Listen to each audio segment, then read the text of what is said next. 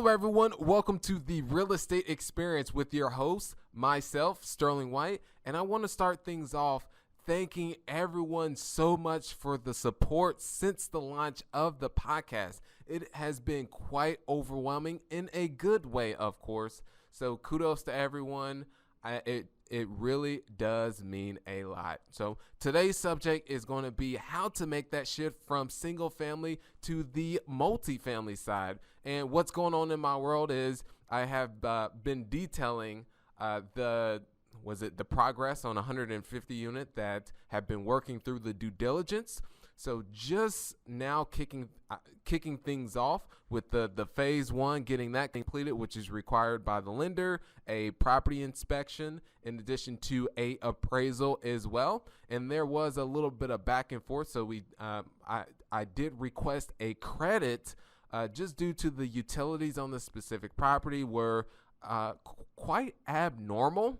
And even when we normalized it's still, there's a leak somewhere, which is more risk. So we did request to have a credit, which was denied on that sense.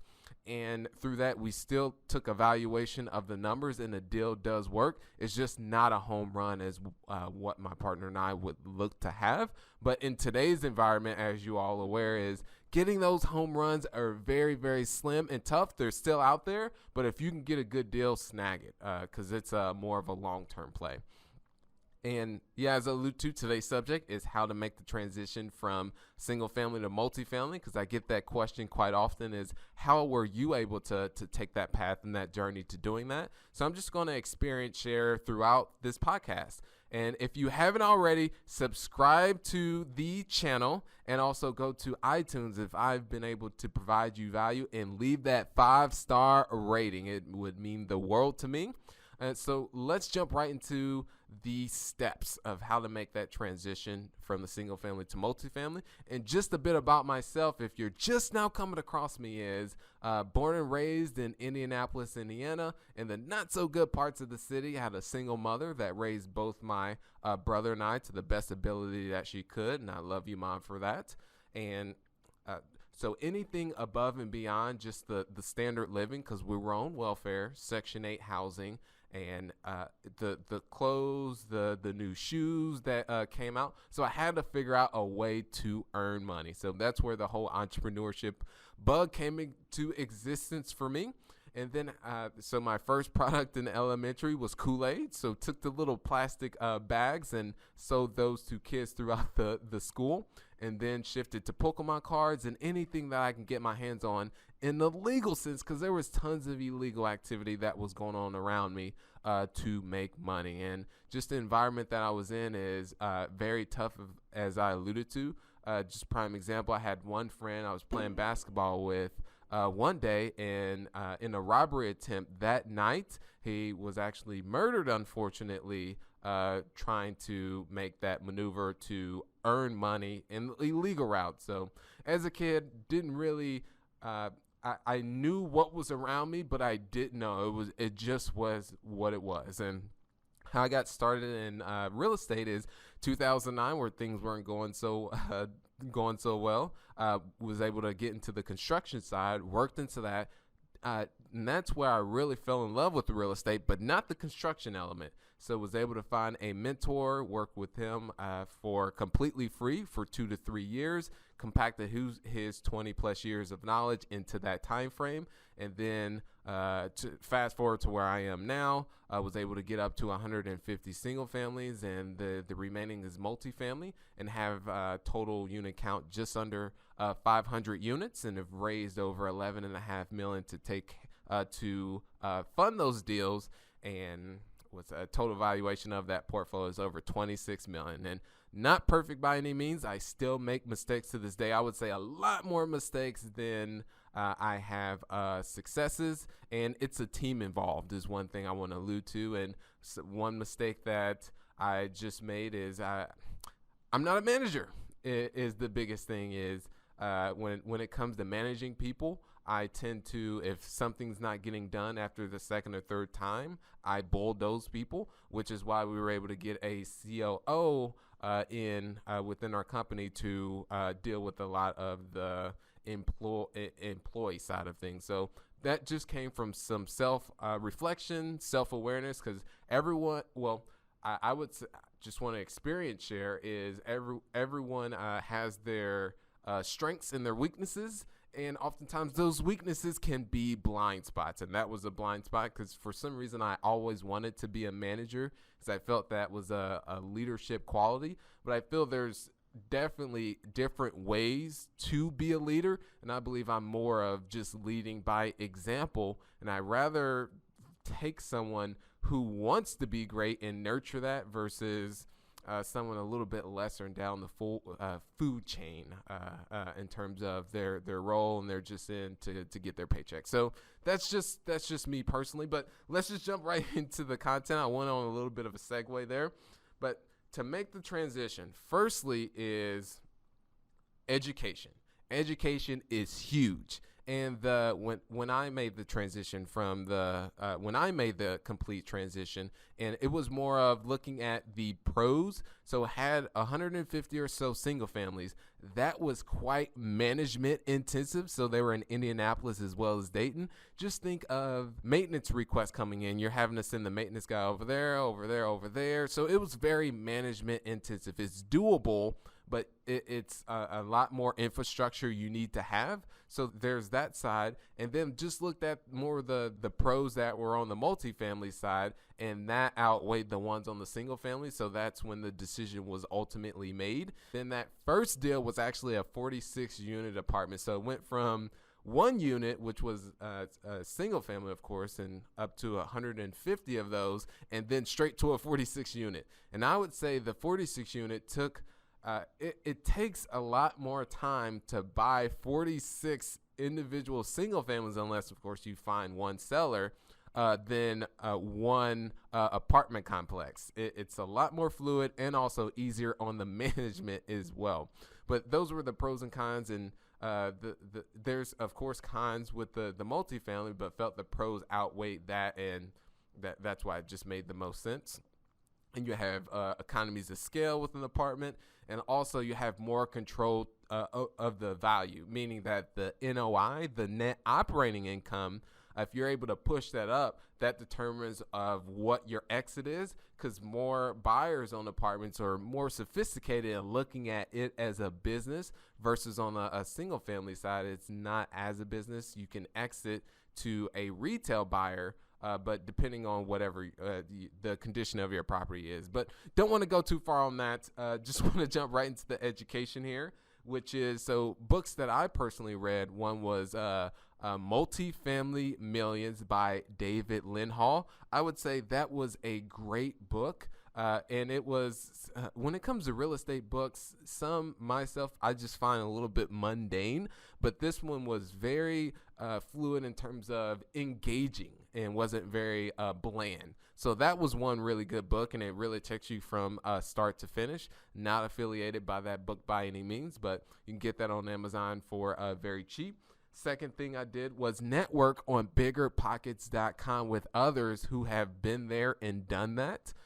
And looked at their deals that they had online. I mean, that they posted in the forums, to where they just provided behind the scenes of, this is how it was started. These are the trials and tribulations that I experienced through upgrading the property, and this is the final result. So I was able to leverage that, pull from others' experiences, because one thing that I'm starting to evolve even more is you can learn from your own mistakes, which is what I do oftentimes, but preferably, which I do more of, is learn from others' mistakes. So that's leveraging Bigger Pockets and reading on the forums of others that post their specific apartment deals, and able to gain knowledge from that. And then secondly is actually networking with people who are on that site as well, that see how you can be of value for them, and in exchange you can get some insight on maybe a deal that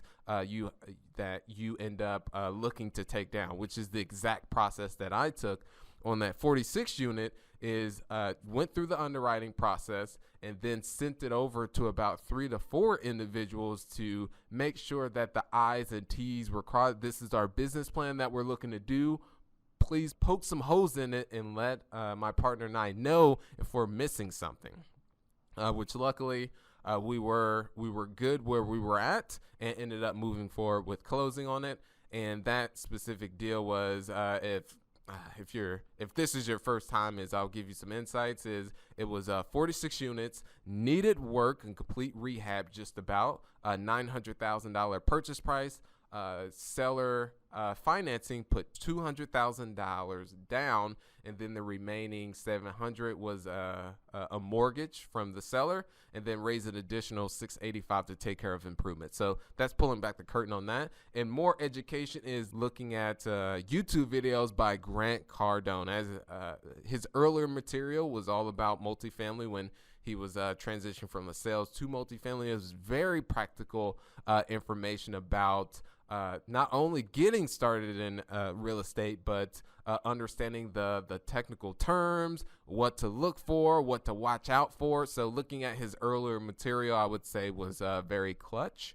It was great timing on that sense because he was just making the shift, but he already had experience prior to that. And as I alluded to, is just understanding the technical terms and the lingo. That is a big thing. So multifamily is a animal in itself, completely different from single family, and I would say.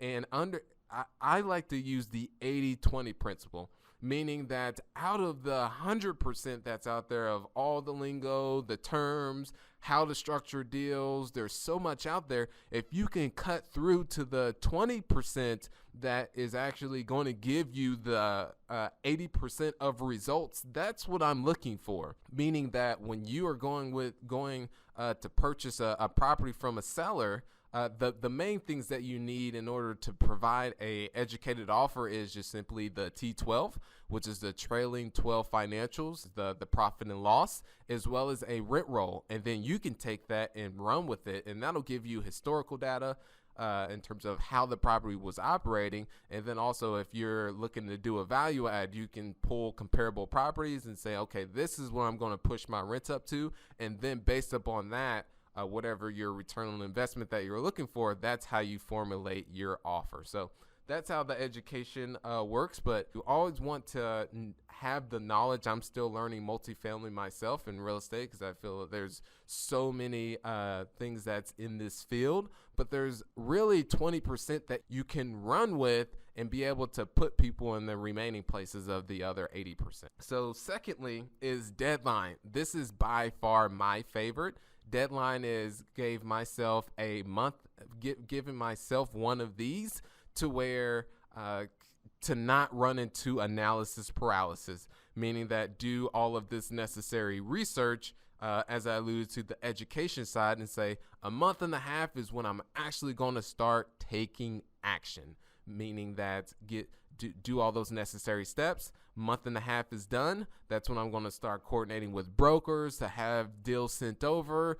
Secondly, that's when I'm going to start the marketing to get in touch or to start to get leads in, property owner leads. So for that first deal, actually was building relationships with brokers and taking the driving for dollars approach. So pick the south side of Indianapolis and determined that at that time criteria was probably between about 40 to 100 units or 70 units, somewhere in between there, and ended up driving by this specific pocket that was surrounding it was pretty good, but this specific property in particular needed some work and was being ran into the ground. And then through that is all the information is public, so was able to then take that, went to the assessors, able to pull it from the assessors and find out who the owner was of that specific apartment, and then gave them a call. But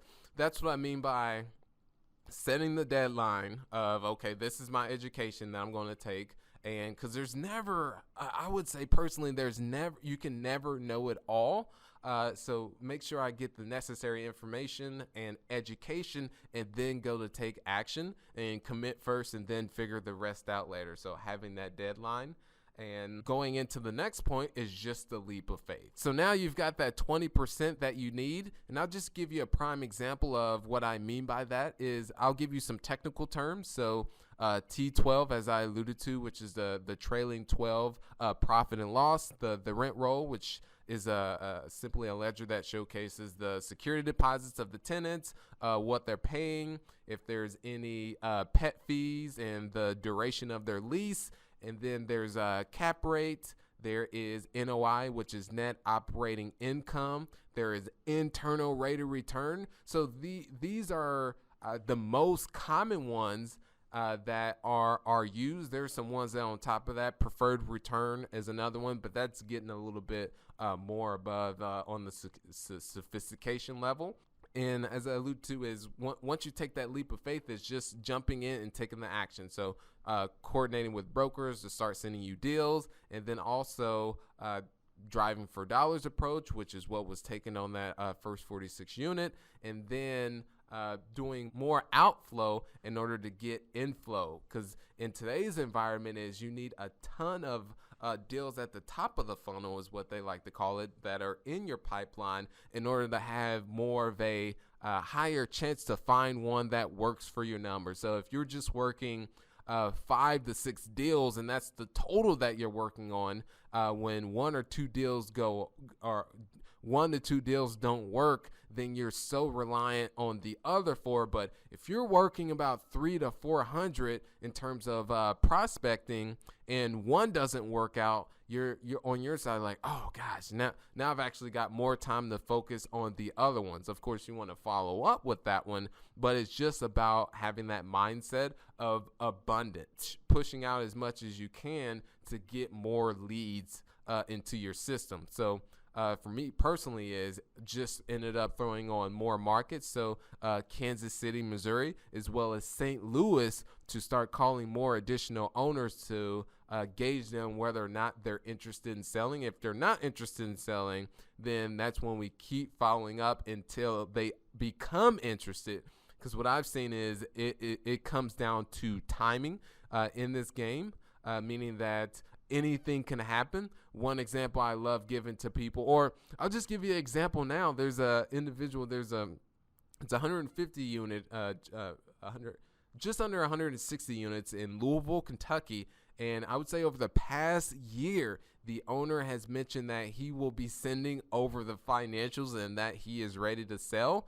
And then finally just stayed top of mind, because the things that I leverage, which is what I love, is I love taking I'll just give an example is I've got my phone here. I will pull out my phone and be at the property, take a video just like this. His name is Dan. I'll say, hey, Dan, Sterling here. I'm actually at the property. Love how you're taking care of it. Just wanted to follow up in terms of whether or not how things are progressing on your side. If you'd be interested in selling, because we're still serious about moving forward. And then from there, as I'll hit the send it over. And for that is that individual does not tend to text back, but just recently followed up about the financials, because kept kicking it right down the road. I said, hey, Dan, our COO is going to be in Louisville this upcoming Thursday and can swing by your office to pick up the financials. That night is the first time in a year I have got a text from him, and he said the following day he sent the financials. So that just gives you a prime example of how someone can be not interested to then converting them to interested, and compressing time, I would say, is the biggest thing. So that's one thing I love to leverage, is what I alluded to is the selfie video, and then saying, hey, we'll be in the neighborhood. I can just swing by and pick up the financials. And another thing I'll do to compress time is on that same side, when sending out an offer, partners are talking it through, I'll say, hey, I'll be in your neighborhood. Actually, I did this with the property now. An owner that has one in Dayton, Ohio, sent an offer. This was about a week and a half ago. Partners are talking it over, and I just had our our acquisitions executive reach out to set an appointment, mention I'll be in Cincinnati, Ohio, because that's where their office is. I'll be in Cincinnati, Ohio. The following week, let's go ahead and set up a time so I can put my hand in their hand and get a face-to-face. And that's just compressing time. So I'm giving you some tools and tactics, but this all comes down to why I love having the sniper approach, because when you have this sniper approach and you have a tight-knit group of properties that you're really honing in on, that gives you more time to actually be able to nurture those leads versus when you take the more shotgun approach, which does work for some people, but more deals are just not able to follow up on and falling through the cracks. All right, so on the investor side, which is the next point, and this is if you've had some that have partnered with you on the single family side, and that's what my partner and I did at our company was we started to get them built up to the multifamily, meaning that we had conversations and said, hey, this is what we're looking to do. Some investors wanted to stay on the single family side versus some were more than willing to make the shift with us and journey as we move to the multifamily side. So luckily we did that sooner rather than later. And it took us probably 7 to 8 months to find that first apartment. But that whole way we were just building up our investor network and changing the branding of our company to be more on the multifamily side and saying that the single family side we're still doing, but more aggressive on the other one to bring on those people, those investors that are more inclined to invest in that sector and those types of opportunities. All right, I know it was quite a bit that I provided. So in summary, firstly is doing the necessary education side with understanding how multifamily in itself, all the ins and outs, and utilizing there's about 20% that you're actually going to need to know, and there's 80% that you're going to want to know, but only really necessarily need the 20%. So doing the necessary education, YouTube, there's biggerpockets.com, there's reading books. One I mentioned was Multifamily Millions by David Lindholm. Secondly is providing a specific deadline. I love just the standard one of a month and a half. I'm more of I tend to be more aggressive, so that could be a little bit shorter for some of you out there that may have a full-time job or doing this part-time, but that's a good deadline as a starting point. The next is just taking that leap of faith after you've done the necessary education and research to the education side of understanding multifamily and research, determining what your buying criteria is going to be, which was actually in another episode that I did with figuring that out. And just to provide you mine is apartments that are between 75 to 200 units that are in working class settings, so older built, C-class between 1955 to about 1975, 1980, that have rents between 600 to 900. So I know that was very zero-like focused, but love just staying as niche as possible. And then lastly is priming your investors, if you do have some, that you are making the shift from the single family to multifamily, and see if they will come along for the ride for you. So that's it in a nutshell. And one thing I want to mention is another component I want to add to this is the one thing that really changed my mindset, because I believe, and a lot of you have heard this before, it's about 90 to 95% of mindset, and the remainder is the tactics. I truly do believe that. So one takeaway I want to give for you is The Strangest Secret by Earl Nightingale. You can find it on YouTube, but in summary, what I was able to take away from it is just the simple quote: we become what we think about. So meaning that if a person thinks about how a problem that they're not able to overcome, such as you need a large amount of capital in order to get started on multifamily, or you need to be more experienced, then you're not going to make that transition, because how you think about that as a problem versus it being you're looking at it as more of an obstacle versus a problem that you can solve. So that's how it was when my first deal with I had the time but didn't have the money to find the deal, and I found someone who was able to complement their weaknesses by they didn't have the time to find the deals, but they did have the capital. So from The Strangest Secret, Earl Nightingale has been a huge influence on me personally on the self-development side. And so The Strangest Secret, he provides the story of a man that just went through his whole lifetime just following the crowd. And then at the end of the day, he just ended up being in average land and not really going for it, what he really wanted to do, because he never really got out of just the mindless of the day-to-day action. So that's one thing. Earl Nightingale, if you haven't heard from him, huge in terms of influence on me, on the way I think about things, because there's that side of things, and then also just putting they say the 5 people that you have around you are a composite of you. So Earl Nightingale was one of those people that I had around me through listening to his audiobooks and his CDs. A funny story is, so when I was 22, 23 years old and really devoted myself and jumped in head first on the self-development, Earl Nightingale was the first person I came across and listened to. He has these CDs. I got them from the library called Lead the Field, and it talks about courage. It talks about persistence. It talks about giving value to others. And through that, I was able to pull so many gems away. But this was the biggest one.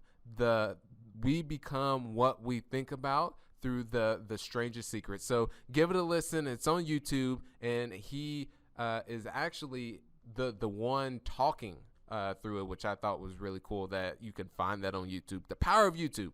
So that's it for this specific episode. Go ahead and subscribe and leave a rating on iTunes. It would mean the world to me. And those of you who do that, there's tons of giveaways.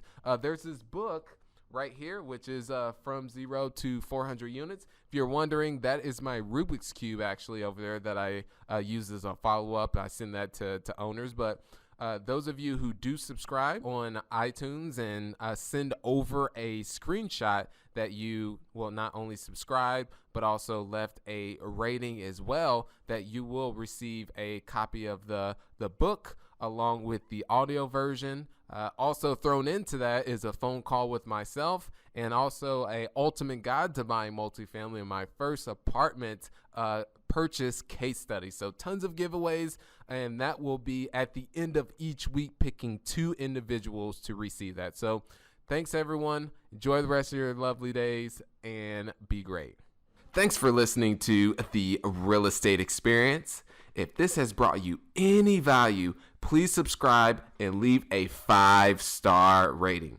It would mean the world to me. Now go out there and crush it.